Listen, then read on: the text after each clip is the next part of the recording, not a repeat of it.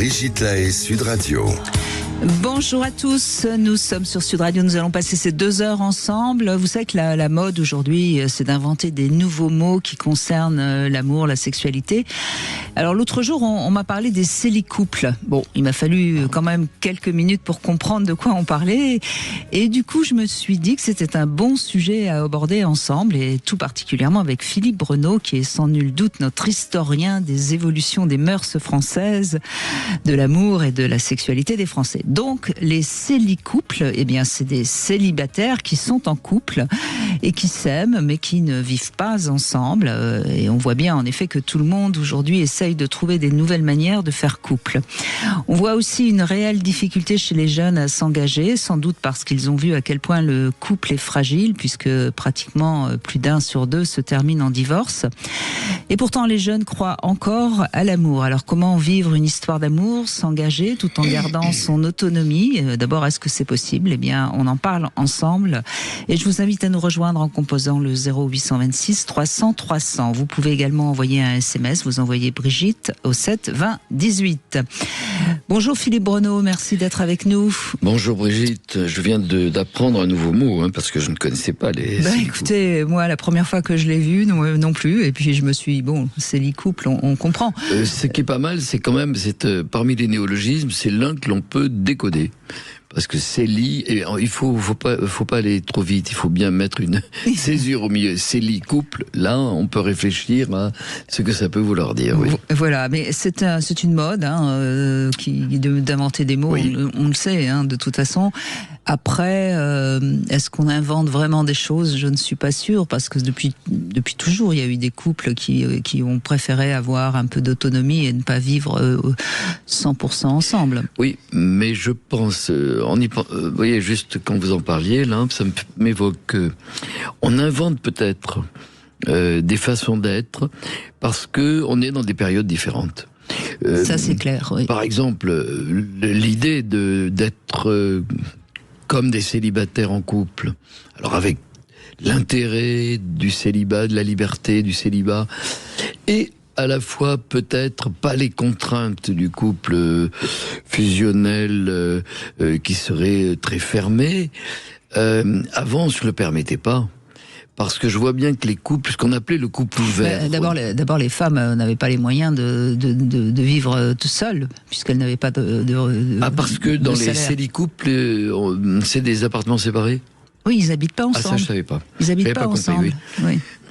D'abord, il faut avoir ces moyens-là, ça c'est vrai. C'est quand même un vrai sujet. D'ailleurs, c'est ce à quoi j'ai répondu à Franck qui me posait la question. Je crois qu'il faut d'abord avoir une autonomie financière, parce que sinon, c'est pas possible. Ensuite, je crois qu'il faut quand même beaucoup de confiance, parce que laisser l'autre totalement libre, si on n'a pas confiance, si on a une tendance à être un peu jaloux, possessif, ça risque d'être difficile. Certainement, mais je crois aussi que ça existe depuis très longtemps.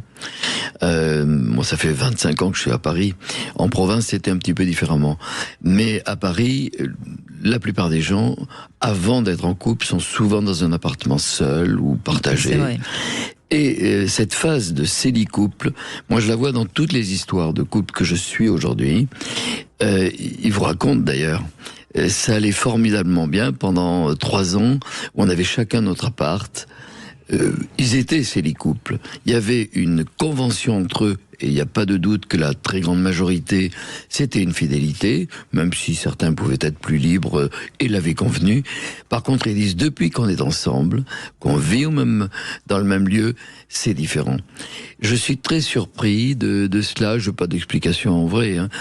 Le nombre de couples, dans les histoires de couples avec difficulté que je suis amené à suivre en psychothérapie ou en accompagnement, c'est quand même très étonnant que la rupture se fasse toujours dans la mise en couple, dans la mise dans le même lieu, ou le changement de situation depuis qu'on est marié.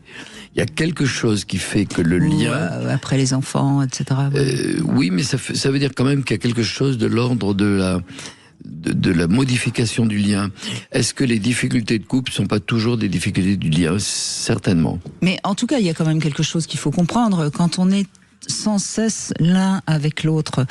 Il y a une sorte de quotidien, pour pas dire de routine. En tout cas, il y a une proximité qui nuit beaucoup au désir. On sait très bien que le désir se nourrit du manque. Si on est tout le temps ensemble, finalement, on n'a plus de place pour le désir. Oui, c'est vrai. Et s'il n'y a plus de sexualité, on sait très bien qu'à un moment donné, le couple s'élite. Bien sûr, les jeunes s'en rendent compte lorsque, on était tout le temps ensemble pendant 6 mois, et puis là, tu es un petit peu éloigné. Oh, qu'est-ce que je te désire. Mais alors, quand on se met ensemble et qu'on vit ensemble, il y a plus de distance et il y a moins de désir, effectivement. Il y a déjà ça. Alors, il y a des couples qui arrivent très très bien à maintenir le désir parce que ils font l'amour, ils se donnent des rendez-vous et on sait que faire l'amour entretient le désir. Mais si on fait pas attention, si on n'est pas vigilant, ça il faut qu'il y ait un jeu entre eux. Tous les couples sont pas capables de jouer. C'est-à-dire d'être par moment, c'est l'autre partie de soi. Moi, je crois beaucoup au fait, je suis en train de réfléchir, je l'ai déjà évoqué, à des solutions numériques du couple, mais je dirais que en soi-même, on est habituellement 2. Il y a moi et moi-même. Mais ça fait qu'on est 4 en couple alors. On est 4, et comme disait Boris Cyrulnik, la première fois qu'un couple se rencontre dans l'intimité, dans un lit par exemple, ils sont au moins 6. Les parents, même s'ils sont 8, parce que et les grands-parents, que les parents soient doubles aussi. Mais en tout cas, c'est vrai qu'il y a quelque chose de l'ordre de... il y a une dualité en nous, et on le voit lorsque très souvent, j'identifie mon partenaire ou ma partenaire comme, mais là c'est pas lui ou c'est pas elle. D'habitude, elle est extrêmement douce, il est très gentil. Pourquoi il se met en colère ? Mais c'est pas le même. Et je crois qu'il y a quelque chose de très simple à dire aux couples, d'ailleurs, qui s'entendent pas très bien, parce que ça arrive, ça peut arriver assez vite. Il faut quand même réfléchir. Est-ce qu'on est toujours le même avec l'autre en face ? Est-ce que l'autre n'est pas aussi différente c'est la même qui est en face de moi ? Et alors, en tant qu'anthropologue, justement, Philippe Breneau, en réfléchissant un petit peu sur ce qui fait que les jeunes ont du mal à s'engager, est-ce que vous croyez pas que la vision de leurs parents qui ont divorcé, de tous ces couples qui n'ont pas tenu, donne un petit peu moins confiance dans l'engagement et dans l'idée de faire couple ? Mais oui, parce que quand vous m'avez envoyé cette idée là, effectivement, est-ce que les jeunes ont pas du mal à s'engager ? Je recule, je suis un petit peu plus âgé que les jeunes d'aujourd'hui. Je suis un jeune d'avant. À peine. Oh, c'est gentil. Mais regardez, dans les années 1970, 1980, je n'ai jamais entendu quelqu'un se poser la question parmi les jeunes couples. Parce qu'aucun de leurs parents n'était séparé. C'était dans la suite logique des choses que de faire couple. C'était évident. Il y avait une sorte de continuité. Aujourd'hui, je comprends l'angoisse des jeunes. Alors, soit, même si par exemple l'un des deux a des parents séparés et l'autre non, il y a une grande rupture. Comment c'est compréhensible pour toi que on puisse aller vers la séparation, alors que moi, dans ma famille, personne ne s'est jamais séparé. C'est compliqué. Eh bien, on va faire du cas par cas, et nous avons Steve déjà qui est là et qui va témoigner et qui a peur de s'engager. On en parle dans un instant. Sud Radio. Parlons. Brigitte Lahaie, Sud Radio. Nous sommes avec Philippe Breneau, psychiatre, anthropologue, sexologue, et je rappelle que vous avez écrit « C'est si compliqué l'amour ». C'est sûr, et on va l'entendre. Pourquoi ? Il y a une question. Pourquoi c'est si compliqué l'amour ? Mais oui, on s'interroge. Hein. Eh bien, peut-être qu'on aura un peu plus de réponses vers 16h, mais à mon avis, il nous faudra encore quelques émissions pour arriver à le comprendre, l'amour. Bonjour Steve. Oui, bonjour Brigitte, bonjour à votre invité. Bonjour Steve. Bonjour monsieur. Bonjour monsieur. Philippe Breneau qui est avec nous. Oui, enchanté. Oui, alors vous disiez qu'en fait c'était la peur de l'engagement. Alors c'est plutôt ça, si vous voulez, plutôt que la peur de m'engager, c'est l'engagement en fait qui peut-être crée cette émotion qui est la peur. Parce qu'au final, quand on s'engage, peut-être que on est entier, vous voyez, dans l'engagement. Et du coup, les émotions peuvent être exacerbées, notamment la peur, parce qu'au final, dans le couple, on ne sait pas. voyez, nous, ça fait 22 ans que nous sommes ensemble et on s'est mariés en 2007, donc je ne sais plus combien d'années de mariage. Mais, ouais, je ne sais pas, Brigitte. Je ne sais pas demain comment sera fait demain. Par contre, ce que j'observe, c'est que la personne avec qui je vis depuis 22 ans, tous les matins, toute la journée, parce que nous sommes assez fusionnels, et donc on est très très souvent ensemble, eh bien, le moment que je partage avec la personne avec qui je vis depuis 22 ans est assez, stimulant. Pourquoi je dis ça? Parce que, en fait, avec mon épouse, on souhaite, si vous voulez, essayer, je dis pas que c'est facile, essayer de se regarder avec un regard neuf. Ce qui a été. Demain, on verra. Mais aujourd'hui, qu'est-ce qu'on fait aujourd'hui ensemble? Et en essayant de trouver l'équilibre avec le couple à deux, mais aussi l'individuation. Vous voyez, j'aime bien l'approche de Carl Jung qui propose cela, si vous voulez. Donc, oui, 1 plus 1 égale 3, c'est-à-dire que vous êtes chacun... Oui. Et vous formez un couple. Mais moi, quand je vous écoute, Steve, j'ai l'impression que vous n'avez pas peur de vous engager. Vous êtes engagé, vraiment? Oui, c'est ça. C'est-à-dire que, mais le fait d'être engagé pleinement, déjà de par ma nature en tant qu'homme, je suis quelqu'un d'entier, que ce soit dans l'amitié, que ce soit la famille, enfin bref, je suis un individu comme ça. Mais du coup, bien sûr que il n'y a pas un jour où la peur n'est pas là. Mais par contre, elle ne me met pas en posture d'alerte. C'est plus une posture de vigilance. Mais la peur de quoi? De quoi vous avez peur? Ah, mais je ne sais pas ce qu'elle fait demain. Je ne sais pas, si vous voulez, par rapport à la vie de tous les jours. C'est la loterie de la vie, Steve. Personne ne sait ce qui va se passer demain. Mais et donc c'est là où ce que je souhaitais vous proposer, c'est que cette posture de vigilance m'emmène justement à me dire rien n'est acquis. Donc j'essaie, si vous voulez, tous les jours. Et c'est peut-être l'amour en fait qui fait ça aussi, parce que il n'y a pas de contrainte par rapport à cela. Et du coup d'être attentif, de m'observer par exemple dans l'échange avec mon épouse, d'observer aussi des moments difficiles qu'on a traversés pour pas trop s'éloigner, parce que la vie vous amène à des moments de confort et d'inconfort. Les enfants qui arrivent du coup au niveau de l'intimité, parce que ça c'est important, il y en a moins, voire presque plus, mais c'est pas grave.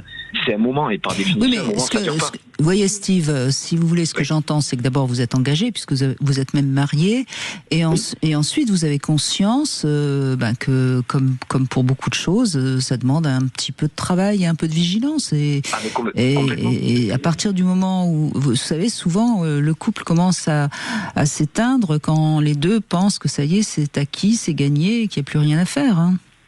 Oui, si vous voulez, je prends aussi, j'aime bien Khalil Gibran quand il parle de l'amour, si vous voulez. Je ne sais pas si certaines personnes connaissent son livre Le Prophète, où il propose... Khalil Gibran, oui. Khalil Gibran, oui. Bien sûr. Et l'amour, c'est pas vous qui le dirigez, c'est lui qui vous dirige. Il prend comme métaphore une gerbe de blé qui vous secoue pour vous mettre à nu. Et vous voyez, j'aime bien, mais ça c'est personnel. Je dis pas que c'est la vérité absolue, mais ça me parle à moi. Oui. Fondamentalement, oui. Et donc il y a des moments d'inconfort qui fait que, oui, c'est pas facile. Oui, on a envie peut-être qu'un jour ma femme, je ne sais pas, s'est dit, j'en ai peut-être marre, ou je ne sais pas. En tout cas. Cette posture de vigilance et l'amour nous guide justement à être attentif à l'autre. Et c'est pas facile tous les jours. Et non, c'est pas facile, Gilles. Steve, c'est pas très facile parce que vous êtes philosophe d'une certaine façon. On voit les références, si je dirais, pas comme un professeur de philosophie, mais votre démarche est philosophique. Regardez de quelle façon vous nous avez cité Khalil Gibran et Jung tout à l'heure. Vous êtes sans arrêt dans une réflexion parce que pour vous êtes construit autour, c'est quelque chose de pas négatif, construit autour de la peur. C'est-à-dire, c'est quelque chose, et vous l'avez tellement dit deux fois là, avec quelque chose de très très juste, ce que vous avez dit au début. L'engagement donne de l'émotion et donne de la peur. C'est-à-dire que beaucoup de choses dans votre vie vous renvoient à un sentiment de peur, mais la peur vous tient vigilant. Par contre, tel que vous en parliez avec Khalil Gibran, vous avancez l'idée comme quoi nous sommes le jouet des événements et en fait on est en permanence en réaction. Alors il y a une autre attitude qui est possible, c'est que ce ne soit pas les événements qui agissent sur nous, mais on peut agir sur les événements. C'est vrai que ça ne se décide pas. C'est des choses qu'on a appris quand on était enfant, on s'est mis dans telle ou telle position. Il n'y a pas une meilleure position, mais c'est très vrai que c'est plus confortable souvent de décider des événements que les événements décident de soi.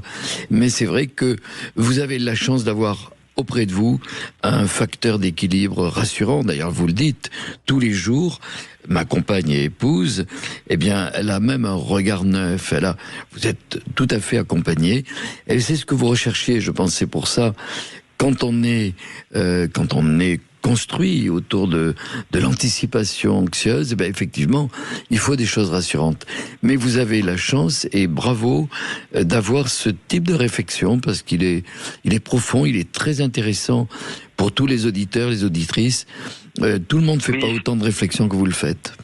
C'est gentil, monsieur, merci. Je me permettrai de rajouter qu'en fait, la personne avec qui je suis, donc qui est mon épouse, mais vous voyez, on en est là. C'est-à-dire que ce sont des étiquettes, c'est comme les enfants, c'est pas parce que c'est mes enfants, mon épouse, que forcément je connais la personne.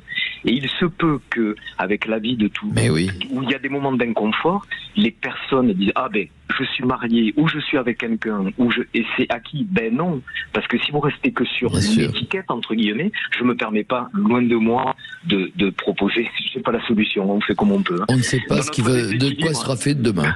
Dans notre déséquilibre, on a réussi à trouver un certain équilibre, si je puis dire. Mais on essaie de se connaître en tant qu'individu. Et là, c'est pas inintéressant, parce que, au final, est-ce que c'est l'amour qui nous porte à ça? Peut-être, peut-être pas. En tout cas, il y a un sens profond. Donc, et justement, de l'amour, j'en sais rien. Non, justement, Steve, puisque vous êtes ensemble depuis plus de 20 ans, est-ce que vous avez l'impression aujourd'hui que c'est une personne encore mieux que ce que vous pensiez quand vous l'avez rencontrée?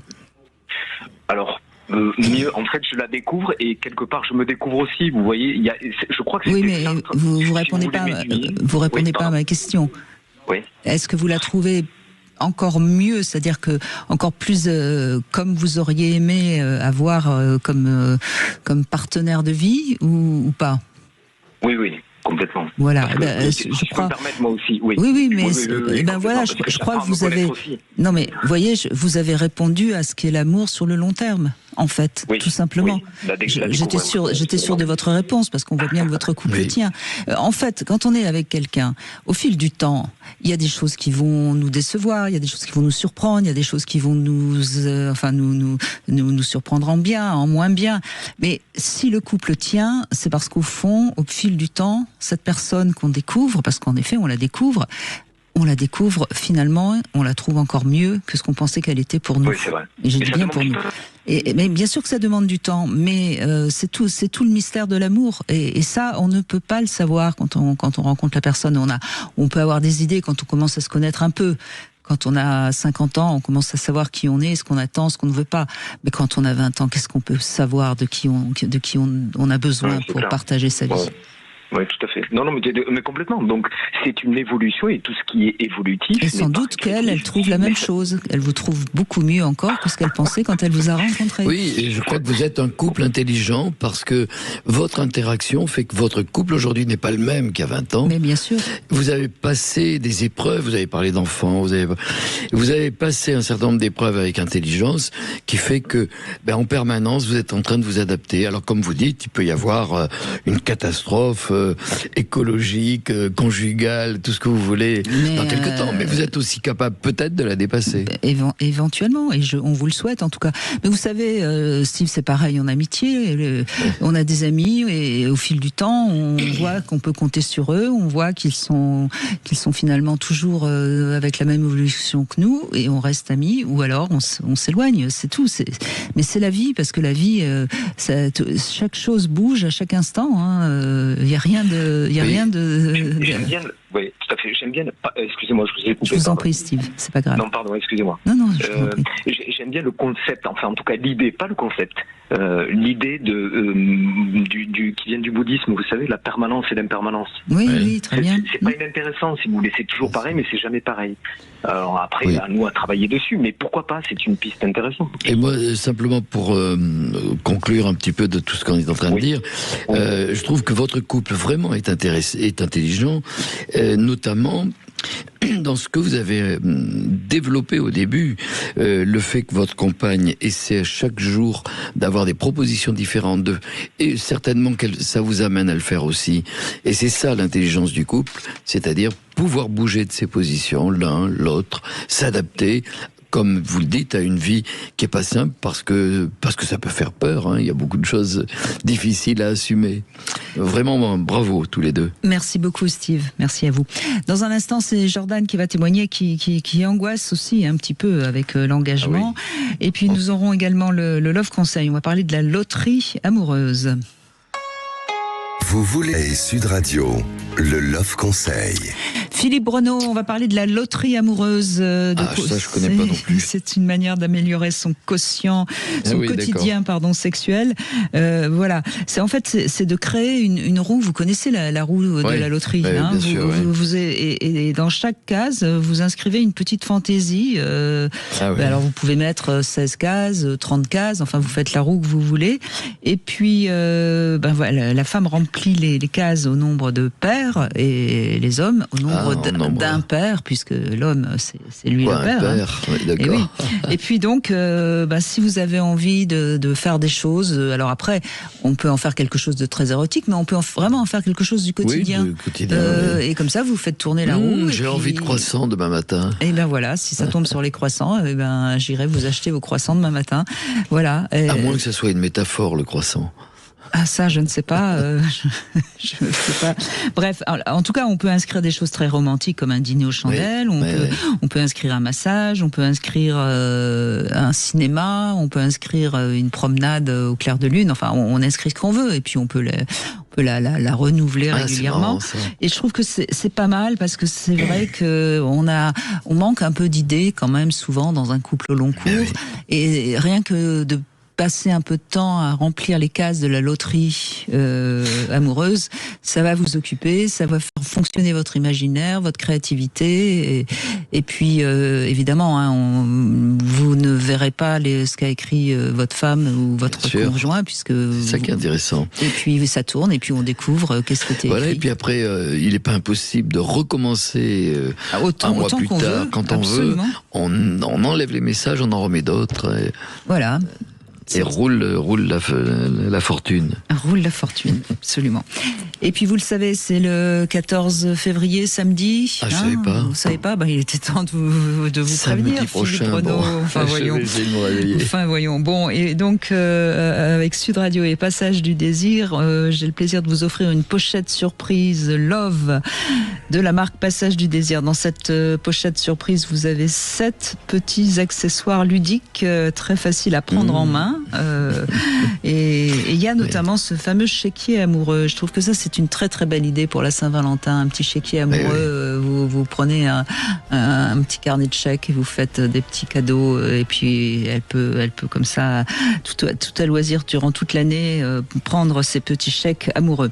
Bref, si vous voulez gagner ce Love pochette surprise, vous envoyez Brigitte au 7 20 18 par SMS et l'un d'entre vous sera tiré au sort tout à l'heure et sera l'heureux gagnant de cette pochette. Bonjour Jordan.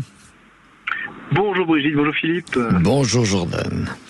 Alors vous avez eu des parents qui se sont déchirés jusqu'à évidemment divorcer, et c'est ce dont on parlait en début d'émission. Et c'est vrai qu'on a beau dire ce qu'on veut, on s'imprègne de ça quand on est enfant. C'est ça, moi j'ai vu que ça. Moi, ils se sont disputés tout le temps. Moi, mon enfance, alors on dit, oui, c'est les couples qui durent, les couples d'avant. C'est vrai que les couples d'avant, ils duraient tous, sauf qu'à un moment donné, ils duraient, mais mal, parce que il n'y avait pas de séparation. Oui, c'était obligé. Voilà, c'est obligé, il n'y a pas de séparation. Ils restaient ensemble jusqu'au moment où c'est ma mère qui a pété un plomb et du coup elle a quitté mon papa. Mais voilà, moi j'ai grandi là-dedans. Et vous aviez quel âge quand ils se sont quittés ? Moi je crois que c'est l'âge quand ils se sont quittés qui était assez important. Oui, et il n'y a pas longtemps. C'est-à-dire que là j'ai 33, c'était à 25 ans, donc il y a 8 ans. D'accord, donc toute votre enfance, vous avez connu les querelles des parents. C'est ça, c'est exactement ça. Et j'ai connu ça. Et vous avez même fait couple avant qu'ils se séparent. Pour vous, ils sont en guerre. Ah mais ils sont en guerre. Pour moi, ils se sont jamais trop aimés. Mais le problème, c'est que du coup, moi, ça a une répercussion sur moi. Je me rends compte de ça. C'est que dès que ça commence à devenir sérieux avec une copine, moi j'enchaîne. Très clairement, j'enchaîne. Mais lorsque ça devient sérieux, j'angoisse et je fais tout pour que ça s'arrête, quoi. Parce que j'ai un petit peu peur peut-être de reproduire la même chose. J'en sais rien. Mais le même schéma, et du coup... au bout de combien de temps vous vous séparez? Ça dépend. Ma plus grande relation, ça a duré 1 an et demi. 1 an et demi, oui.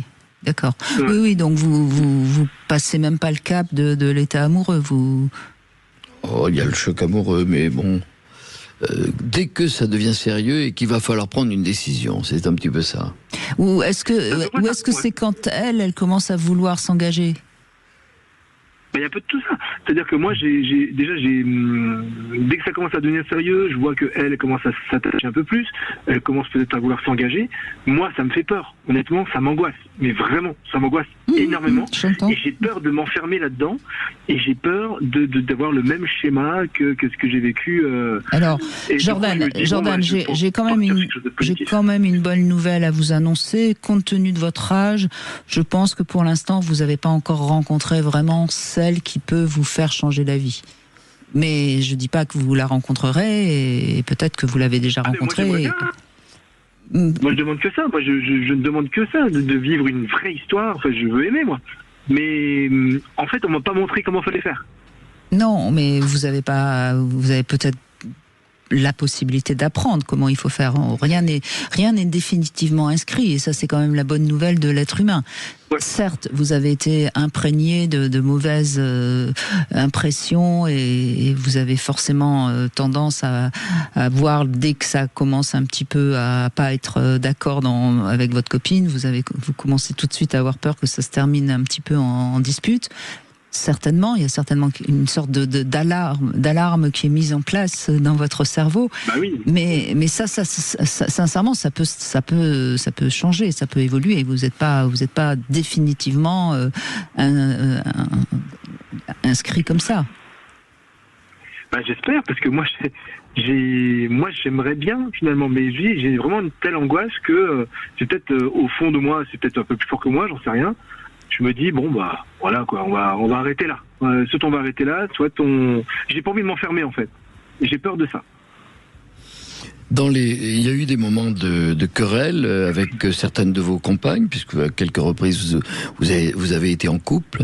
Il y a eu des moments de querelle qui ont commencé un peu quelquefois. Ouais, mais c'est justement à partir de ce moment-là que... Voilà.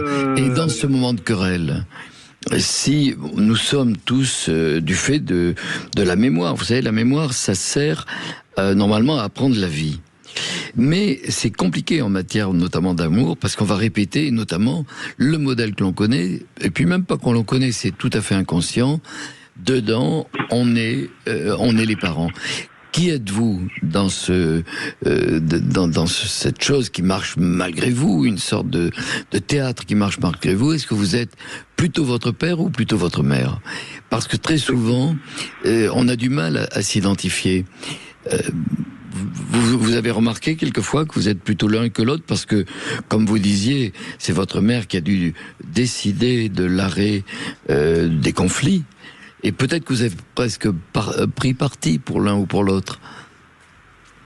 Elle n'était pas heureuse avec mon père, c'est clair et net.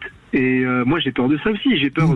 Et pourquoi elle n'était pas non mais Jordan, analysez un petit peu qu'est-ce qui se passait entre vos parents, c'est un peu ce que vous propose Philippe, c'est-à-dire pourquoi elle n'était pas heureuse, qui est-ce qui commençait la dispute, est-ce que c'était parce qu'ils n'étaient pas d'accord sur qui est-ce qui commençait, vous voyez, essayez d'analyser un petit peu ce que vous ressentiez, et encore une fois ce que vous allez nous dire, c'est peut-être pas la vérité, mais c'est en tout cas ce que vous avez vous interprété.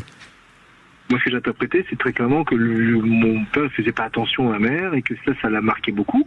Oui, mais est-ce que vous n'avez pas peur d'être comme votre père? Est-ce que vous faites attention à vos copines quand vous êtes... vous n'êtes pas votre père. Mais j'en ai peur de peut-être pas faire attention, mais j'ai peur de souffrir et aussi de faire souffrir. Oui.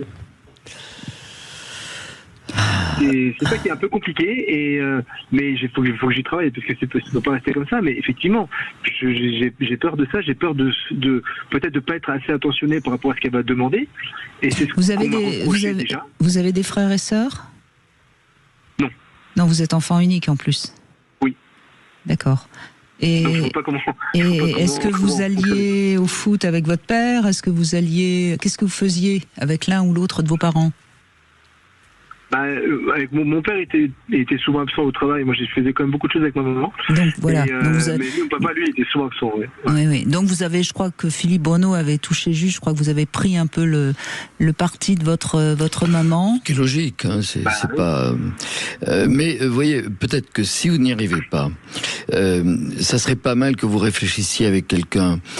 Alors, il faudrait que vous trouviez quelqu'un qui comprenne bien ce qu'on est en train de dire avec Brigitte, parce que c'est pas toujours les positions de tout psychothérapeute. Il faut pas simplement vous écouter, mais vous permettre de comprendre qui vous êtes dans cette espèce de cette querelle qui peut survenir avec une compagne. Est-ce que vous mettez sans vous en rendre compte à la place de votre père, et une place que vous n'acceptez pas, parce que vous n'avez pas envie d'être absent, de venir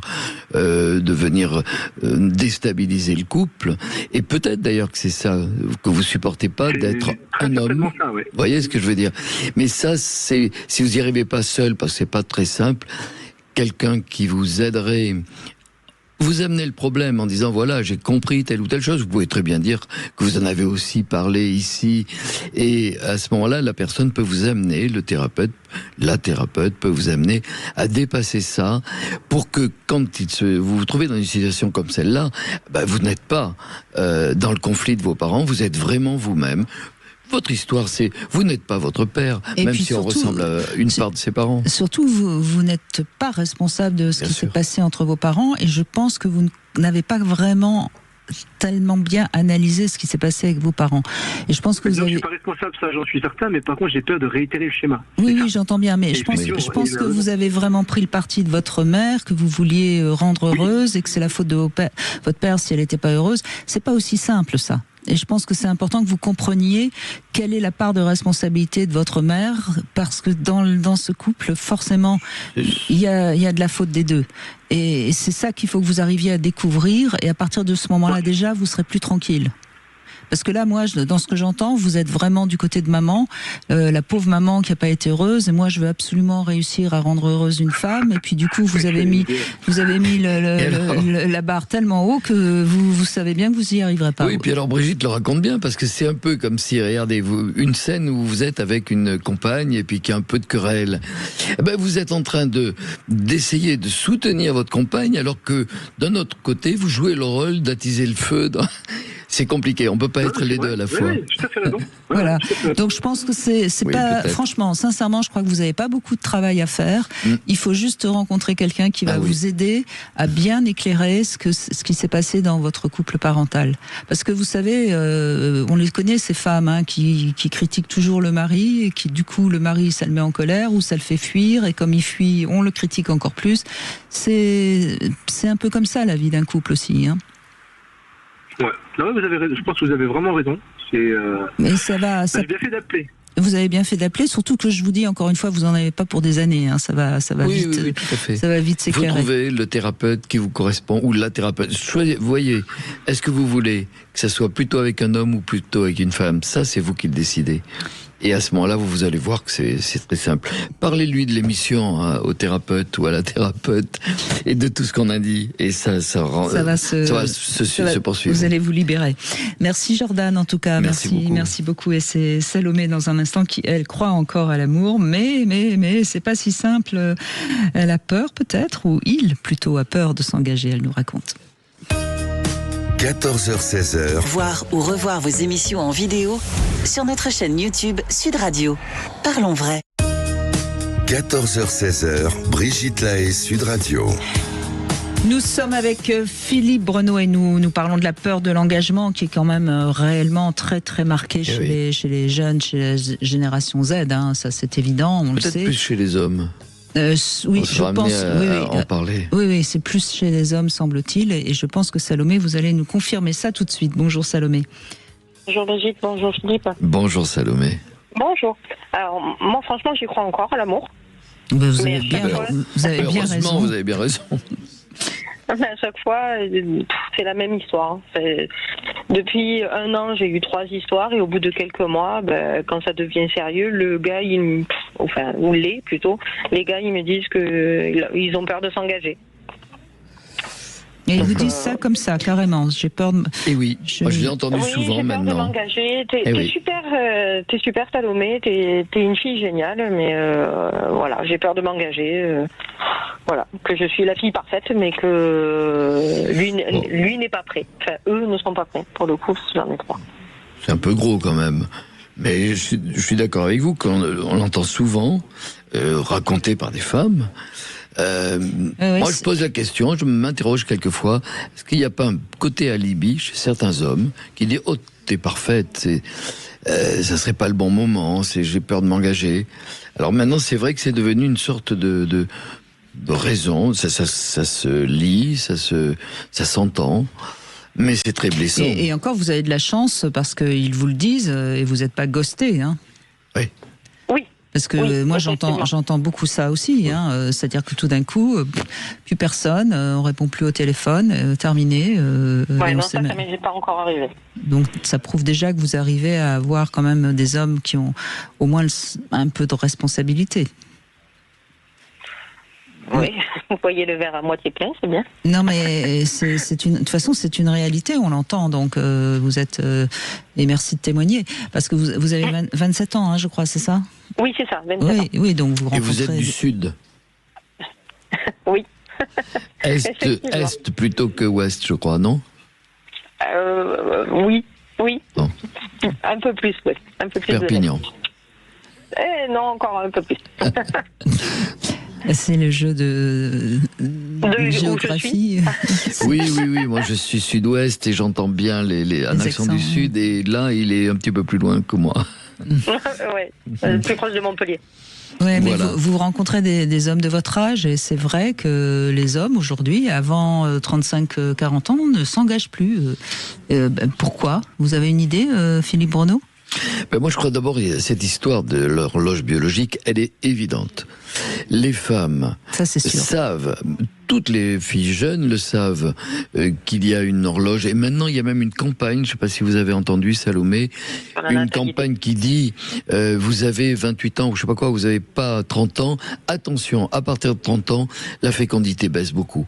Parce que du fait qu'il y a moins, ça ne tient pas qu'à la fécondité, ça tient, il y a moins d'unions fécondes, eh bien c'est quelque chose pour essayer de stimuler. Mais ça fiche la trouille, c'est quand même pas facile. Avec le décalage, et Brigitte, vous le savez parce que je le raconte souvent, que les garçons et les filles n'ont pas eu du tout le même lien à la filiation. Avant l'âge de 10 ans, Salomé, vous avez entendu, quand on vous a dit, quand vous étiez toute petite, quand tu seras grande, regarde, tu feras un bébé toi aussi comme ta tante ou comme quelqu'un qui était là, ou maman peut-être. Et aucun garçon n'a jamais entendu ça. C'est-à-dire que avant l'âge de 10 ans, toutes les filles jeunes, toutes les petites filles, pardon, ont imaginé je serai en couple ou je décide de ne pas être en couple pour tout un tas de raisons personnelles. À 20 ans, lorsque deux jeunes se rencontrent pour la première fois et intimement, ou à 17 ans, pour une fille, ça fait déjà 10 ans ou 15 ans qu'elle y pense. Pour le garçon, il n'y a jamais pensé. Alors, à votre âge... Et puis le garçon, il n'a pas d'horloge biologique. Ah, il n'a pas il entendu. peut être père Mais à 40, oui, 50. puis il n'a pas entendu. Voilà, il y a ça Oui, aussi. oui. Mais à 30 ans, qui est le moment où... Moi, j'ai entendu souvent des filles dire de 20 à 30, je fais mes expériences. À ce moment-là, je choisis quelqu'un pour avoir un enfant dans la décennie suivante. Eh bien, les garçons à qui c'est demandé, juste un petit peu avant la porte des 30 ans, eh bien, la plupart du temps, ils n'ont jamais pensé. Donc, ils ne pensent au couple et à l'enfantement que lorsqu'ils sont déjà installés dans un couple. Et ce décalage-là est très blessant pour les femmes et ils ne le savent pas. Je n'ai pas d'autre explication, mais c'est pas facile pour vous. De toute façon, on voit bien, c'est une réalité. Et C'est Salomé, une réalité. vous en payez le prix. Et c'était pas comme ça il y a 30 ans. Enfin, je veux dire. Non. Oui, mais parce qu'on est aussi une génération où, enfin, c'est mon avis, hein, mais où les parents ont souvent divorcé. Donc, Bien on sûr. a le schéma de l'engagement, c'est obligatoirement souffrir par la suite, ou je sais pas. Je sais pas. Moi, mes parents se sont séparés, mais j'ai pas cette vision de obligatoirement engagement égale.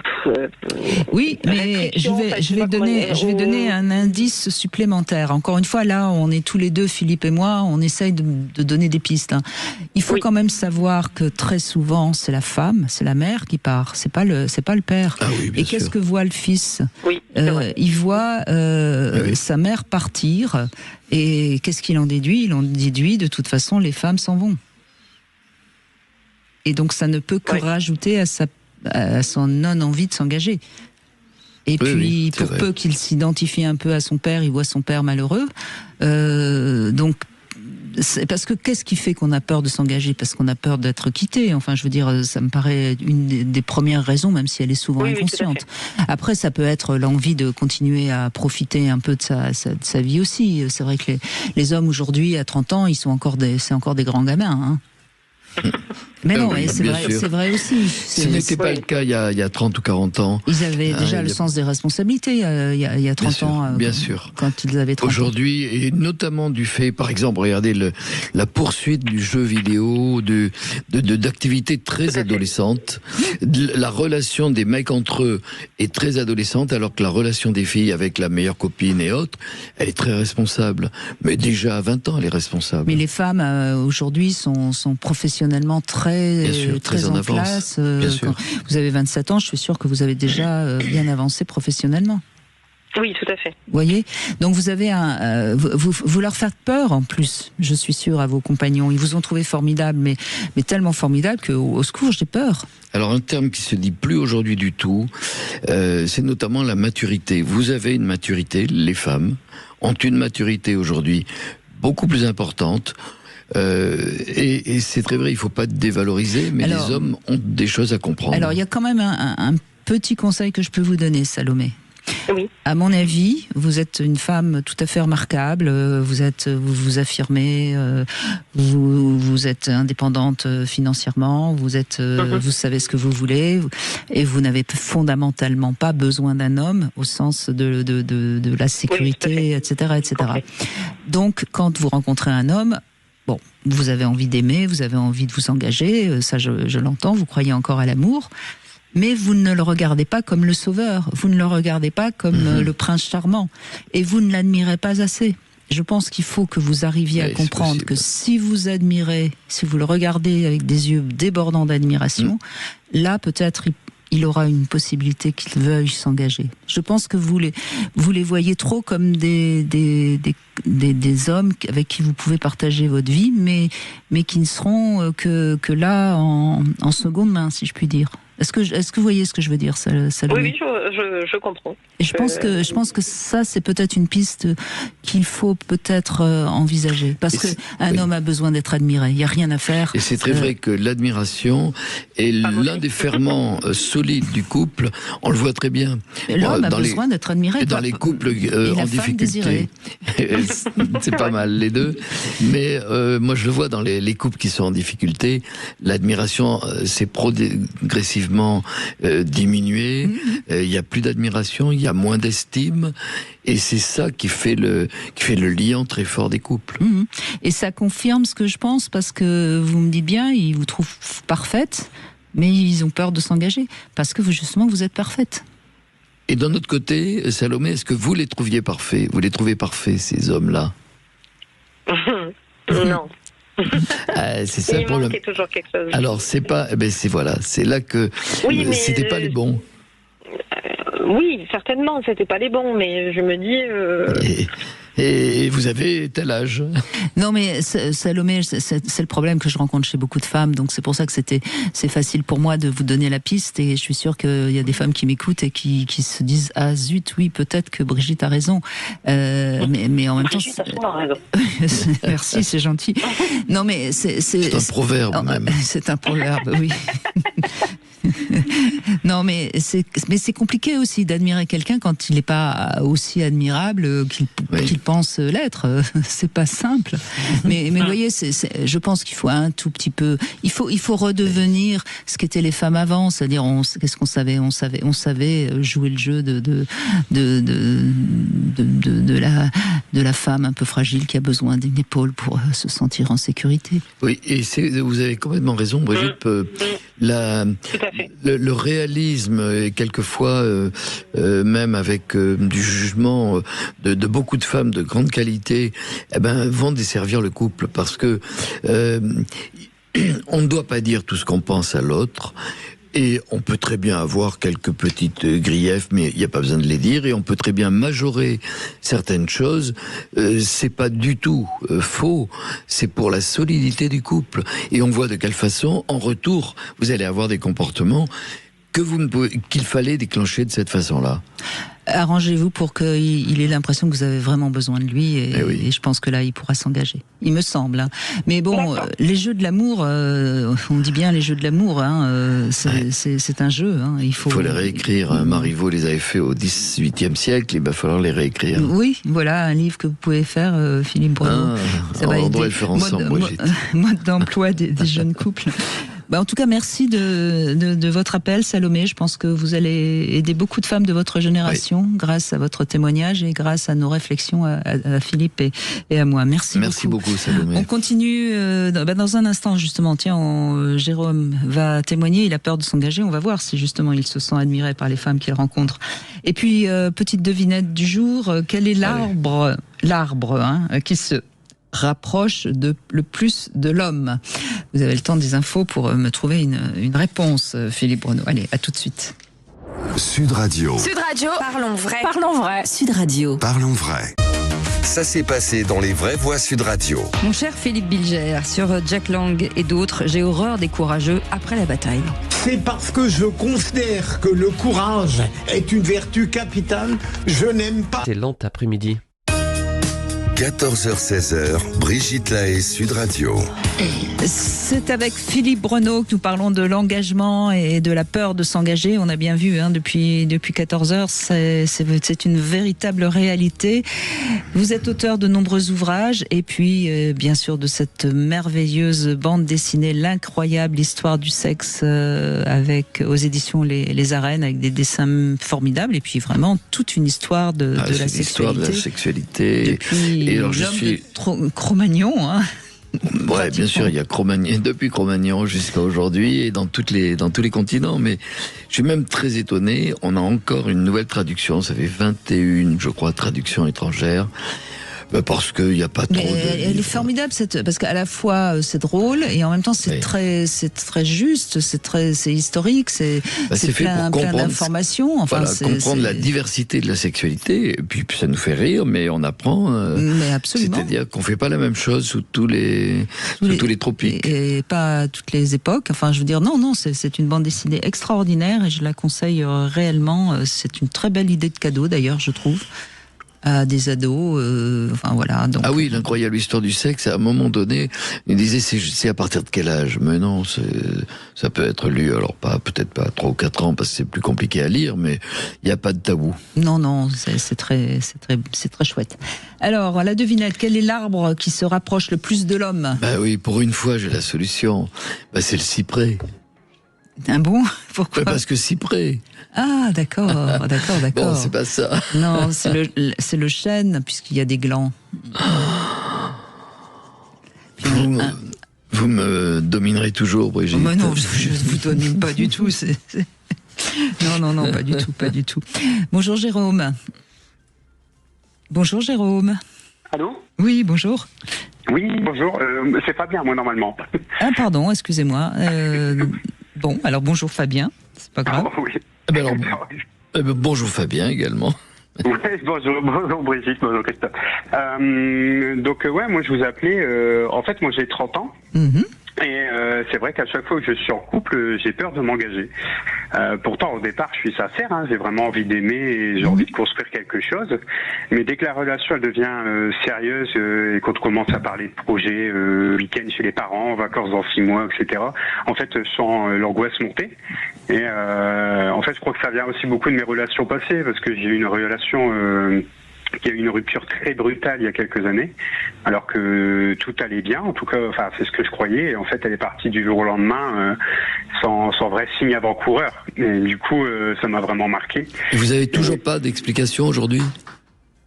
Non, parce que voilà, elle est partie, coupé contact du jour au lendemain, j'ai vraiment eu plus de nouvelles du tout. Et vous étiez ensemble depuis combien de temps ? On était au bout de 5 ans de relation, pratiquement. Ah oui, ça c'est quand même, c'est un trauma. Hein, on s'en remet bien sûr, mais enfin ça peut. Et vous aviez quel âge tous les deux à peu près ? Vous étiez jeune en plus. À ce moment-là. Moi j'avais 24 ans quand c'est arrivé, donc on s'était vraiment connus. Et elle-même, elle avait quel âge ? Elle en avait 26, elle avait 2 ans de plus que moi. D'accord.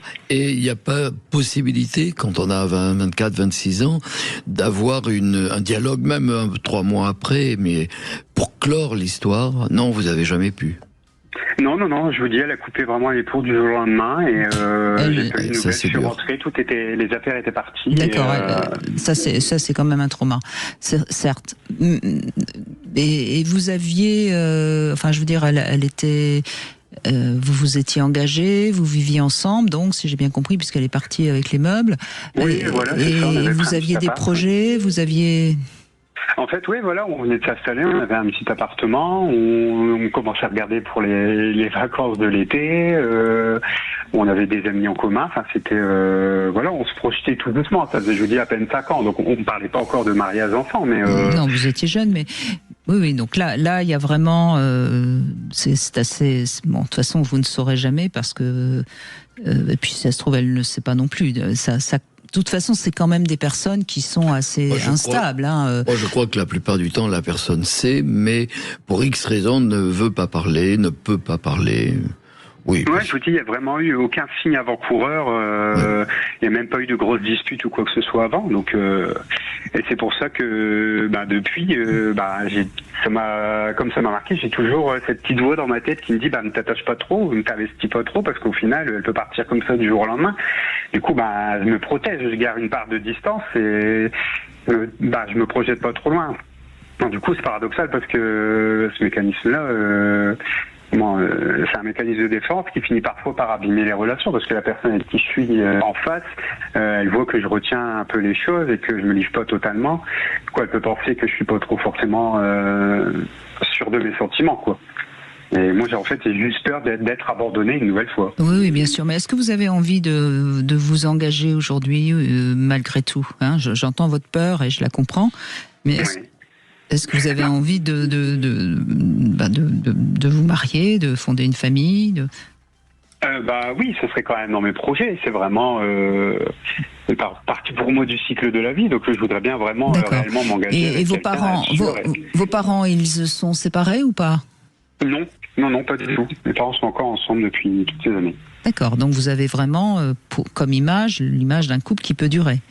Oui, voilà, c'est ça. C'est pour ça que je me dis, j'ai vraiment pas compris les premières fois où elle est partie, et du coup, ça m'a vraiment, ça me fait comme une histoire de blocage. Et quand, quand la relation commence à perdurer et qu'on commence à parler un peu plus, je me dis, le fait de faire un week-end, d'aller chez les beaux-parents pendant une semaine de vacances, parce que là actuellement, ma copine, ses parents n'habitent pas. Non mais Fabien, il va falloir que vous intégriez que parfois, on rencontre des gens qui sont pas stables, qui sont pas tout à fait. Et cette femme, à un moment donné, il y a quelque chose qui a vrillé dans son cerveau, et puis elle n'a pas eu le courage de s'expliquer, et elle a fui. Et vous n'y êtes certainement pour rien.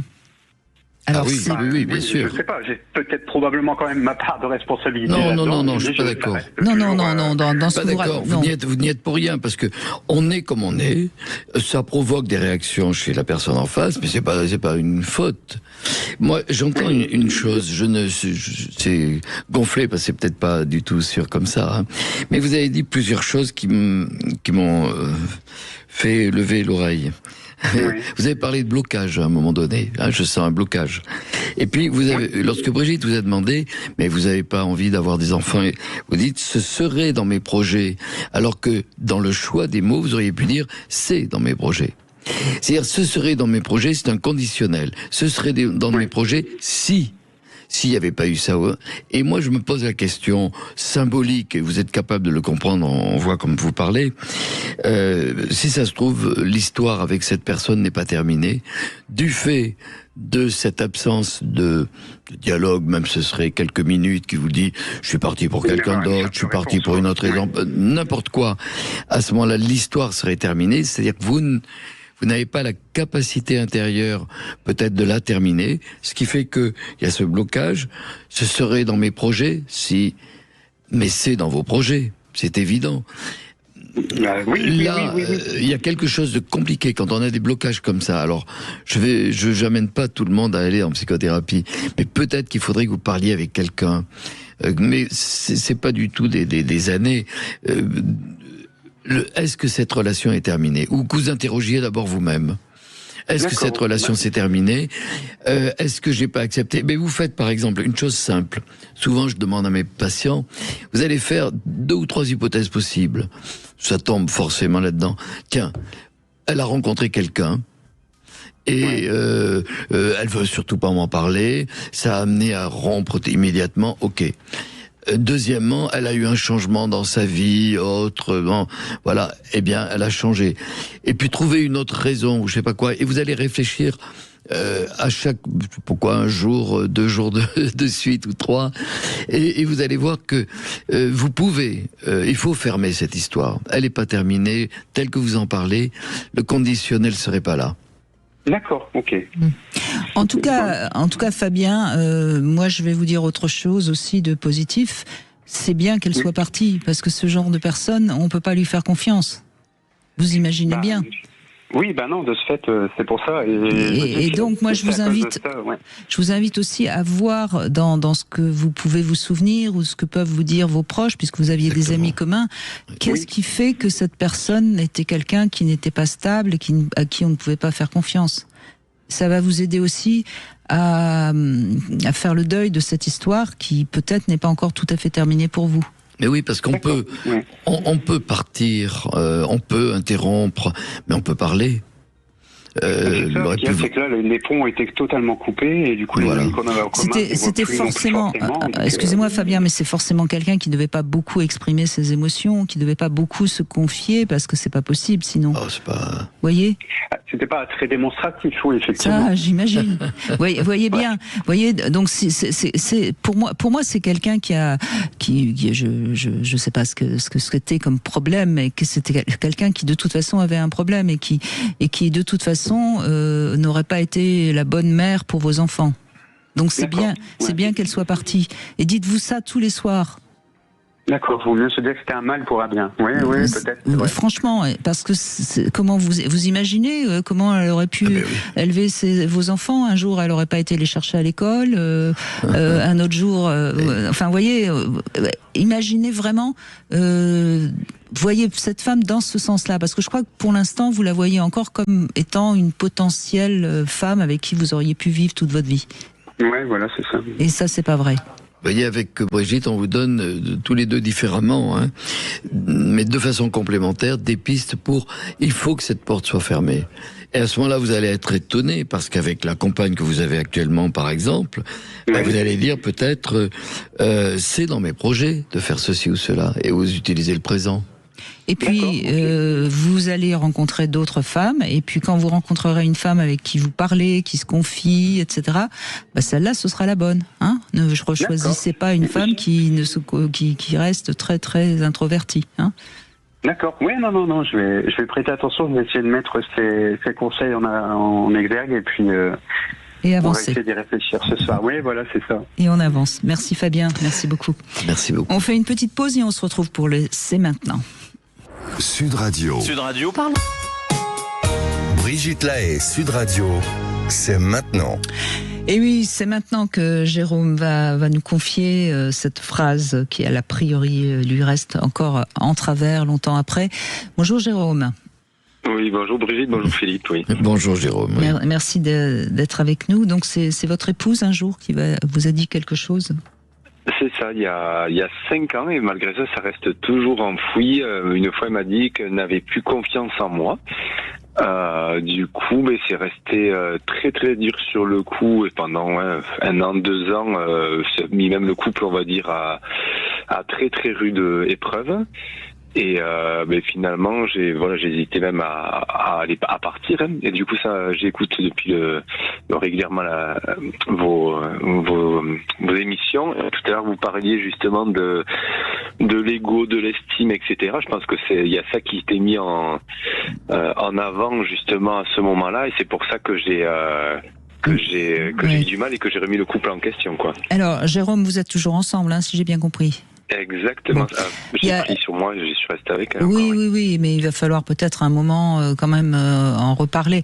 Je pense que, l'homme, normalement, quand il est bien, quand c'est un homme bien, ce qui semble être votre cas, il a besoin de donner, d'être celui qui va sécuriser et en qui on peut faire confiance. C'est un pilier du couple. Et donc, sa femme qui lui dit « je n'ai plus confiance en toi », c'est quand même le castrer, quoi. C'est-à-dire le couper dans ce qu'il, dans tout ce qui est son être, vous voyez. Donc c'est normal que ça vous ait totalement dévasté et que ça vous ait même presque donné envie de mettre fin à la relation, parce que à quoi vous servez si elle n'a plus confiance en vous, voyez. C'est ça. Surtout qu'à ce moment-là, c'était dur et que je faisais beaucoup d'efforts parce qu'elle avait sa mère malade, le travail c'était dur, j'avais double activité, donc je faisais beaucoup de choses, et prendre ça à ce moment-là, c'est tomber de trop, c'était très très dur. Alors après, pourquoi elle vous dit ça ? C'est habituel aussi que ce qu'on appelle les efforts ne se voient pas de l'autre côté. Que ce soit d'un côté masculin, féminin, parce que c'est pas les mêmes qui sont attendus ou appelés des efforts. Et alors que vous faites ce que vous dites, là, il y avait des gens à soutenir, il y avait des tas de choses qui vous paraissaient que vous avez assumé. Par contre, cette dévalorisation, oui, certainement que vous avez pu lui faire comprendre que c'était une atteinte lourde, difficile pour vous. Oui, tout à fait. En fait, il m'a fallu quand même du temps. Je vais peut-être dire carrément 1 an. Parce que, elle a senti cette tension, mais je me suis dit que ça allait passer. Et puis au bout d'1 an, on a quand même réussi à en parler. Et donc j'ai expliqué que ce mot-là était très très dur pour moi, qui m'avait beaucoup impacté. Mais en fait, elle mettait en avant sa position à elle, et elle n'arrivait pas à entendre la mienne, quoi. Donc, et elle l'a entendu, vous croyez ?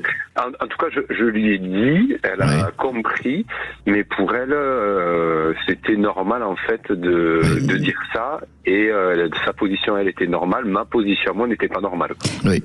Bon, ça c'est compliqué, hein, parce que moi je crois qu'il faut vraiment accepter. Mais pourquoi elle vous dit ça ? Est-ce qu'elle vous a expliqué ? Oui, en fait, ce qu'il y a, c'est qu'il y avait, à un moment donné, j'avais les enfants à la maison, elle devait rentrer plus tôt. Moi, je devais aller travailler, donc je me suis dit, c'est bon, les enfants, ils sont grands, ils ont 10 et 12 ans, ils peuvent rester à la maison 1 heure le temps que j'aille faire mon rendez-vous. Et bien, elle était en panique, elle a eu très peur pour les enfants et pour éventuellement moi. Elle est rentrée et vous n'étiez plus là alors que vous deviez vous occuper des enfants, c'est ça ? Je lui ai envoyé un message en disant que voilà, j'avais un rendez-vous, que je devais y aller. D'accord, mais elle rentre, elle voit les enfants seuls, et du coup, elle panique et elle considère qu'elle ne peut pas vous faire confiance, hein, c'est ça. D'accord. C'est dans l'histoire, c'est votre vérité à tous les deux, et votre vérité à tous les deux, elle est entendable. C'est ça. Maintenant, je pense qu'il faut aussi que vous compreniez sa vérité et qu'elle comprenne la vôtre, parce que visiblement, elle a compris. Maintenant, c'est à vous de comprendre la sienne. C'est-à-dire que c'était une peur, certes, trop excessive à vos yeux, mais la peur, elle ne se discute pas. C'est une émotion qui ne se discute pas. Et à ce moment-là, moi, je pense qu'il faut faire un rituel tous les deux pour que vous puissiez évacuer cette phrase qui vous reste en travers.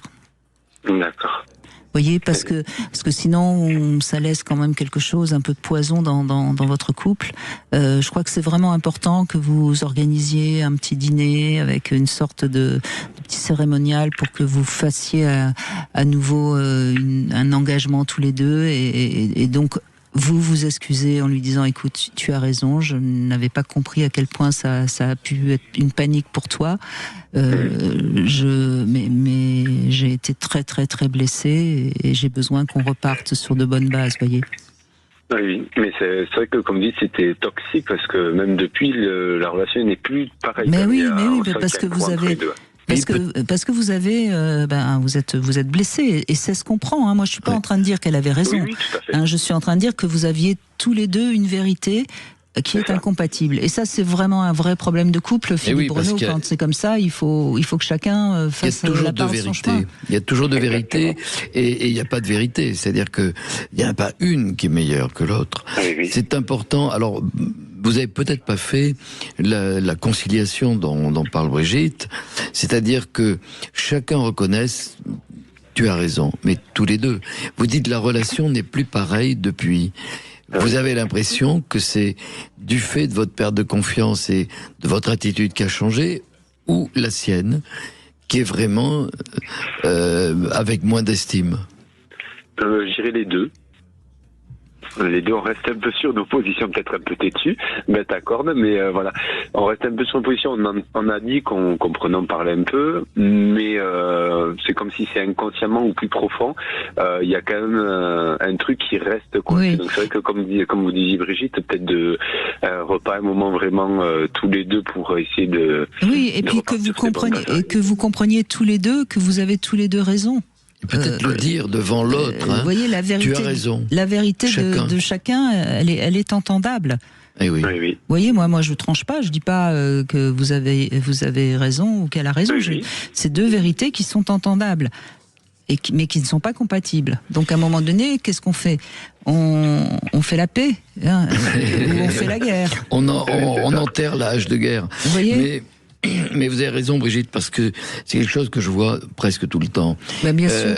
Il y a un moment où on a un petit peu dépassé, mais il y en a toujours un, quelquefois, qui n'accepte pas de dire à l'autre, tu as raison. Il faudrait vraiment, puisqu'on a parlé de deux raisons différentes, qui sont pas incompatibles, mais qu'il faut comprendre, ça serait bien que ce petit repas, comme vous dites, quelque chose qui permette de sceller, de passer à autre chose, c'est de pouvoir dire que chacun dise, tu as raison, mais que chacun le dise. Parce que très souvent, je vois beaucoup de couples dans lesquels, l'un des deux reste sur l'idée que, de toute façon, il y avait une faute en face. Non, il n'y a pas de faute, parce que il peut y avoir faute s'il y a malintention, s'il y a quelque chose qui est vraiment délibéré. Mais le reste du temps, c'est exactement ce que vous racontez.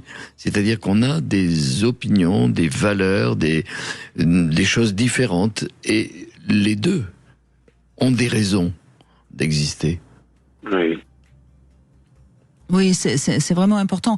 Après, bien sûr qu'elle n'a pas eu confiance en vous à ce moment-là, ce qui ne veut pas dire qu'elle n'a plus confiance en vous. Voilà, c'est peut-être ça aussi que vous avez besoin d'entendre. Est-ce qu'aujourd'hui, maintenant, tu as confiance en moi? Parce que vous ne referez plus ce genre de choses, de toute façon. Ah non, c'est sûr. Vous voyez. Non. Donc là, maintenant, vous avez compris. Donc si vous arrivez à y mettre un peu d'humour, il faut lui demander à partir de quel âge vous avez le droit de laisser les enfants tout seuls. Oui. Vous voyez, et je crois qu'il faut vraiment en reparler de manière ou écouter ensemble en podcast ce qu'on s'est dit. Oui. Écouter ensemble, ça serait intéressant pour voir comment elle réagit, puisque moi je veux bien, on va dire, comprendre qu'il y ait deux vérités. Après, voir comment elle le perçoit. C'est une bonne idée. Oui, bien sûr. Alors que sur le moment, elle a eu le sentiment qu'elle ne pouvait plus vous faire confiance. Ça, c'est entendable. Mais après, il faut qu'elle entende votre vérité. Oui, et que vous puissiez repartir On repart jamais à zéro, mais repartir sur un pied d'égalité. C'est-à-dire qu'il n'y a pas quelque chose qui reste en arrière où t'as eu tort, où il y a eu une faute. Non, il n'y a pas de faute, il n'y a pas de tort, sauf malveillance. Et il n'y a pas malveillance. Donc, on peut s'être trompé, oui, avoir une estimation qui n'est pas tout à fait la même. Et comme vous le dites, vous lui dites, t'as raison. Oui. Et qu'elle vous dise, t'avais raison aussi, d'une autre façon, même si je vois bien que maintenant, t'as bien compris ce que je voulais dire. Oui. Et puis Jérôme, on va conclure. C'est quand même une maman qui les aime vraiment beaucoup, beaucoup ces enfants. Donc vous avez choisi une bonne mère. Donc vous voyez finalement, non mais il faut essayer d'en sourire. Mais c'est vraiment important que vous en reparliez tranquillement. Et puis ensuite, si vous vous aimez, vous allez repartir encore plus fort. Parce qu'une fois qu'on a dépassé ce genre de vrais problèmes, parce que c'est un vrai problème. C'est même que ça, les problèmes de couple. C'est des choses qui paraissent banales et qui, si elles sont pas réglées, eh bien, quelque temps après, les attitudes de chacun sont plus faibles. Il y a moins d'estime et moins de regard. Et on parlait tout à l'heure de l'admiration. Il y a un peu de rancœur. Il y a de la rancœur. On est blessé. Oui, mais le lien à l'autre peut être très distendu et c'est fragilisant. Il faudrait que ça soit l'occasion de repartir de façon beaucoup plus solide. Il n'y a aucun doute qu'on est ensemble avec les enfants pour vivre au mieux et de façon intime tous les deux. Eh bien, commencer par vivre de façon intime. C'est souvent ce qui permet de faire le liant des réparations de couple. Tout à fait. Et puis, à mon avis, elle sait très bien que vous êtes quelqu'un de solide et qui vous pouvez être sécurisant pour le couple. Je pense. C'est pour ça aussi que je suis resté avec elle en me disant que je ferai tout pour faire en sorte que ça puisse passer. Même si c'est pas le cas, mais tant pis. En tout cas, j'aurais tout essayé. Mais ça va aller. Vous avez eu raison de nous appeler parce que ça vous permet de comprendre bien la situation qui, pour l'instant... Réécoutez l'émission avec votre épouse. C'est ce que vous avez suggéré. Je crois que c'est pas mal. Ça peut être pas mal. C'est pas mal. Allez, merci beaucoup Jérôme, merci vraiment de votre confiance. On fait une pause, on se retrouve pour le Sexo Conseil. On va parler de ce fameux égoïsme partagé et puis on aura Émilie également qui a envie de s'engager, mais elle a aussi envie que chacun reste chez soi. Elle a envie d'un célicouple, Émilie. 14h-16h, Brigitte Lahaie, Sud Radio, le Sexo Conseil. Alors l'égoïsme partagé, on va faire un petit coucou à Sylvain Mimoun, absolument, qui avait inventé cela, oui, bien sûr. C'est une expression de Sylvain Mimoun et on pense à lui. Et c'est vrai que c'est important cette idée d'égoïsme partagé parce qu'il s'agit d'être à l'écoute de ses sensations sans pour autant négliger les demandes et les sensations du partenaire. Donc il faut être à la fois égoïste et réceptif. Coït, ça veut dire aller ensemble. Il faut peut-être rappeler de temps en temps la signification des mots. Et donc, il faut être au diapason, il faut être dans le donner et le recevoir, également dans la synchronicité des corps. Et c'est vrai que, par exemple, si les amants n'ont pas le même rythme, s'il y en a un qui veut aller vite et l'autre plus lentement, ça va être difficile. Donc, c'est vraiment important de pouvoir être ensemble. Et puis ensuite, il faut être inventif, il faut pouvoir s'inventer des petites choses qui plaisent aux deux. Mais quoi qu'il en soit, si on ne pense qu'à l'autre, ça marche pas. Si on ne pense qu'à soi, ça ne marche pas. Donc, rappelons-le, l'égoïsme partagé. Ouais, il faut partager, il faut pas qu'il y ait un des deux égoïsmes qui soit vraiment plus fort et qui veuille dominer. Mais l'égoïsme, c'est vraiment être sur ses propres sensations et à ce moment-là, c'est évident que ça marche bien. Et puis, il vous reste quelques minutes encore pour jouer et peut-être gagner cette pochette surprise Love de la marque Passage du Désir.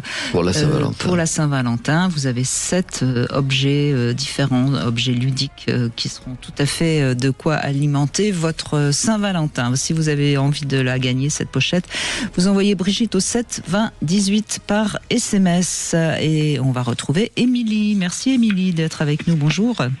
Bonjour Brigitte et bonjour Philippe. Bonjour Émilie. Alors, vous avez envie de vous engager, mais quand même de rester chez vous, donc vous voulez être célicouple, comme on dit. Bon, c'est la première fois que j'entends cette expression, mais oui, bah voilà, c'est bien ça. Parce que, en fait, j'ai déjà eu des relations sérieuses et avec mon partenaire, mes partenaires ont parlé de s'installer ensemble plus tard. Et puis, ces relations ont pris fin alors qu'on parlait de s'aimer toute sa vie.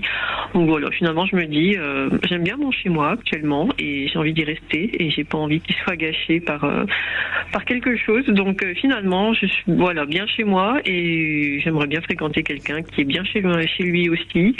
Et voilà, que ça n'empêche pas que ça puisse être une belle histoire. J'entends quand même, vous voyez, Émilie, et c'est ce qu'on entend beaucoup chez la génération Z, c'est qu'en fait, on prend un peu d'engagement, mais on garde quand même ses arrières. Hein. C'est-à-dire que vous restez quand même chez vous, comme ça, si jamais ça s'arrête, vous êtes chez vous, quoi. Oui, ça va qu'il y ait de la séparation, voilà.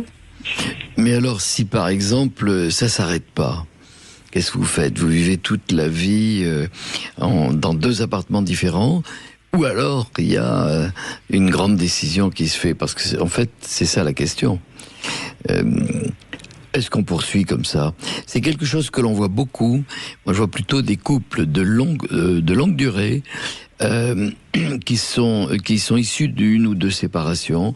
Ils sont plutôt plus âgés que vous, ils ont plutôt 45, 50 ans, et à ce moment-là, ils disent, il n'y a pas de doute, on est en couple, mais on a 2 appartements différents, on va se rencontrer au plus avec les codes qu'ils veulent, hein. Ça peut être un couple ouvert, un couple fermé, mais vous voyez, qu'est-ce qui se passe si par exemple vous allez trouver l'âme idéale et que vous allez choisir quoi? C'est une bonne question. Je suppose que je testerai déjà la relation à chacun chez soi ou chacune chez soi, et il n'est pas impossible que l'envie me prenne de vivre avec cette personne, mais voilà. Enfin, je pense que c'est la peur aussi, oui, qui me fait dire finalement chacun chez soi, parce que par rapport à mes amours passés, voilà. Je suis venu à cette conclusion. C'est ça, il y a quand même le fait de... vous avez peut-être eu des relations ou des arrêts de relations qui ont été un peu traumatiques. Oui, voilà, oui, je pense à mon premier amour et mon deuxième amour, alors que je pensais que j'allais les aimer toute ma vie, et voilà, finalement, ça n'a pas été le cas de mon côté, ou alors ça n'a pas été le cas du côté de mon partenaire. Et ça a duré combien de temps, ces 2 relations? Mon premier amour, ça a duré 3 mois, j'avais 15 ans, et mon deuxième amour, ça a duré 3 ans, et j'avais 18 ans. Quand ça a commencé. Bah oui, mais vous étiez très jeune. Enfin, je veux dire, 3 mois à 15 ans, on peut pas appeler ça une vraie histoire. Bon, ça n'enlève rien à l'intensité peut-être des sentiments que vous avez eus. Hein, c'est pas ce que je veux dire. Mais à 15 ans, c'est assez rare que l'histoire puisse vraiment se durer sur le long terme. Et ensuite, 3 ans, ça reste quand même une histoire assez courte à ces âges-là. C'est assez fréquent. Je crois que pour l'instant, faut pas tenir compte trop de ce passif amoureux, si je puis dire, qui n'a pas abouti. Je pense que vous pouvez peut-être plus tard rencontrer quelqu'un qui va être un peu plus sûr, si je puis dire. Il faut croire que ce passé m'envahit, parce que maintenant, quand je rencontre des gens qui me plaisent, ils sont pas disponibles. Quand je rencontre un homme qui me plaît, il est marié, ou si c'est une femme qui me plaît, elle est hétéro. Donc voilà, visiblement, je suis attirée par les gens qui ne sont pas disponibles, et j'aurais aimé avoir un éclairage là-dessus pour en sortir. Oui, alors ça, c'est peut-être aussi à vous de comprendre, parce que moi, je le répète, j'en suis de plus en plus persuadée, nos choix amoureux, ils sont dictés par notre inconscient, et ils parlent de nous. C'est-à-dire qu'on choisit pas par hasard, c'est pas par hasard que vous avez eu ce passif amoureux. Donc, qu'est-ce qui vous empêche de trouver la bonne personne avec qui ça pourrait coller? C'est à vous d'y travailler. C'est un petit peu différent presque, Brigitte, ce que nous dit Émilie. C'est pas trouver la personne avec qui ça pourrait coller, c'est que vous êtes en train de dire, ou je crois que vous avez entendu dire, que vous vous débrouillez, entre guillemets, vous avez compris que vous vous débrouillez pour rencontrer des gens qui sont pas accessibles. Style, tiens, cet homme-là, mais il est marié, cet autre, mais il ne me veut pas. Et est-ce que vous avez pas l'impression que de vous mettre dans des impasses, alors que vous pourriez peut-être rencontrer des gens disponibles, mais que par peur, vous n'y allez pas?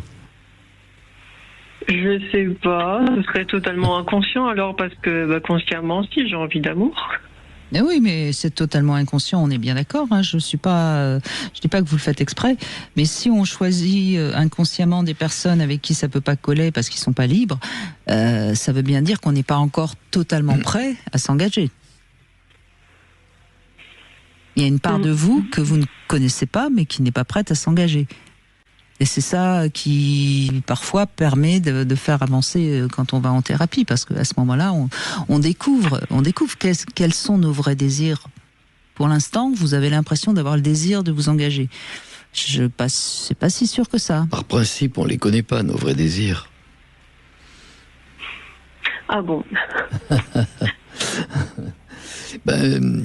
On se trouve souvent dans des épisodes de la vie dans lesquels on s'était rendu compte que peut-être on aurait pu comprendre différemment la situation. En tout cas, j'ai entendu que vous posiez une question, c'est-à-dire que vous attendez de nous qu'on vous donne une réponse à quelle question? Oui, parce que j'ai entendu. Oui. Et alors c'est quoi? Quelle question, par exemple? C'est pourquoi je suis attirée par des gens qui ne sont pas disponibles. Oui, c'est bien ce que j'avais entendu tout à l'heure, et qui voudrait dire que peut-être il y a une part de vous qui se débrouille pour aller vers des histoires qui peuvent pas forcément se poursuivre. Est-ce que c'est pas par crainte que la relation soit facilement suivie, mais peut-être avec des gens qui seraient très différents? C'est-à-dire? Vous attendez quoi de l'amour, Émilie? Que ça me rende heureuse. D'accord. Ah, parce que ces relations ne vous rendent pas heureux?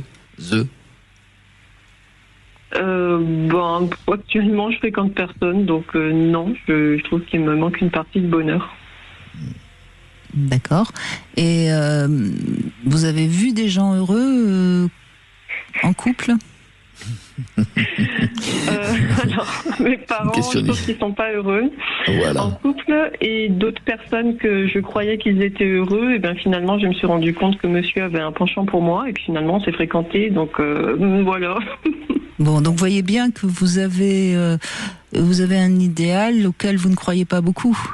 Ah, oui, c'est possible. Vous voyez, moi j'entends vos réponses, j'en déduis que votre idéal, vous y croyez pas vous-même. Alors comment vous pouvez rencontrer quelqu'un qui va vous rendre heureuse? C'est-à-dire que vous avez des modèles du couple qui sont pas ce que vous désirez. Parce que vous dites bien, j'ai envie d'être heureuse, c'est-à-dire dans un couple dans lequel chacun serait heureux, j'imagine, qui serait réciproque. Et vous dites, mes parents sont pas heureux, des gens proches non plus. Vous avez peut-être pas, et c'est pas facile parce que les modèles que l'on a nous modèlent. C'est-à-dire nous amène à avoir du mal à concevoir les choses différemment. On le voit, il y a certaines personnes qui ont eu des parents tellement heureux qu'ils ont du mal aussi à trouver quelque chose qui soit aussi heureux. C'est compliqué. Nous sommes en permanence à la recherche de ce que nous connaissons. Et là, en tout cas, pour vous, vous êtes bien embêté, parce que le modèle parental, c'est pas ce que vous désirez. En tout cas, je crois qu'il faut un petit peu réfléchir, Émilie, sur vos désirs. Je crois qu'il y a du boulot. Merci en tout cas. Merci d'avoir pris le temps d'échanger avec nous. On va retrouver Ophélie dans un instant, qui veut parler de sa fille, qui en effet n'a pas du tout envie de s'engager. Et puis, on verra ce qu'on peut lui conseiller. Mais sa fille, c'est certainement la génération Z. 14h-16h, Brigitte Lahaie, Sud Radio. On est avec Philippe Breneau, vous êtes psychiatre, sexologue, anthropologue et auteur de nombreux ouvrages. Pourquoi c'est si compliqué l'amour?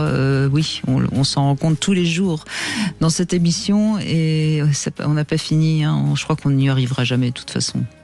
c'est trop compliqué. Non, c'est pas trop compliqué, mais je crois qu'il faut se poser la question.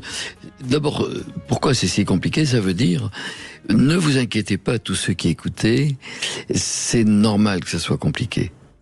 C'est pas facile, le couple. C'est normal que ça soit compliqué. Par contre, on a hésité pendant très longtemps pour le titre de ce livre.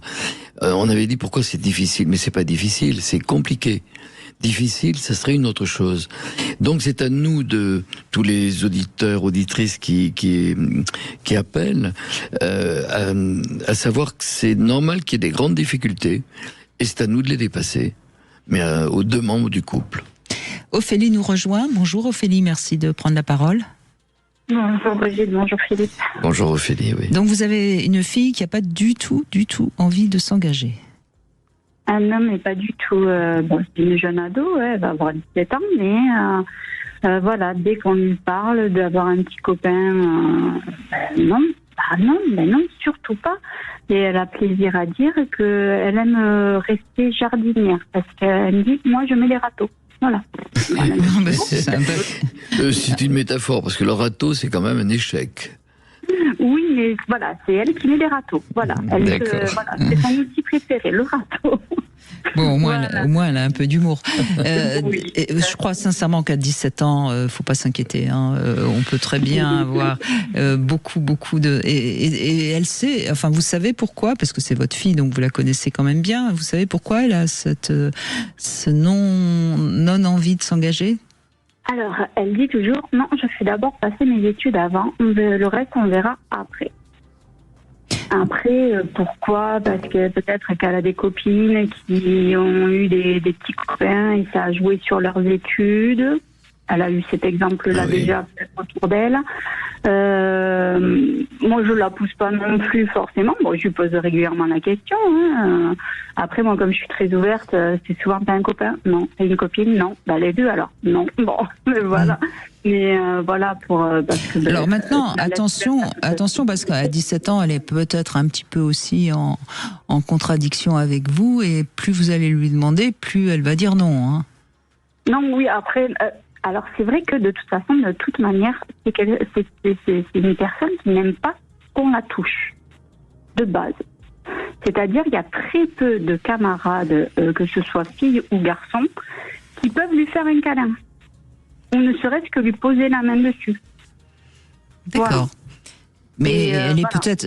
Enfin, à 17 ans, il y a vraiment... Tout est possible. Hein. Elle peut être dans une phase comme ça de rejet un peu des autres...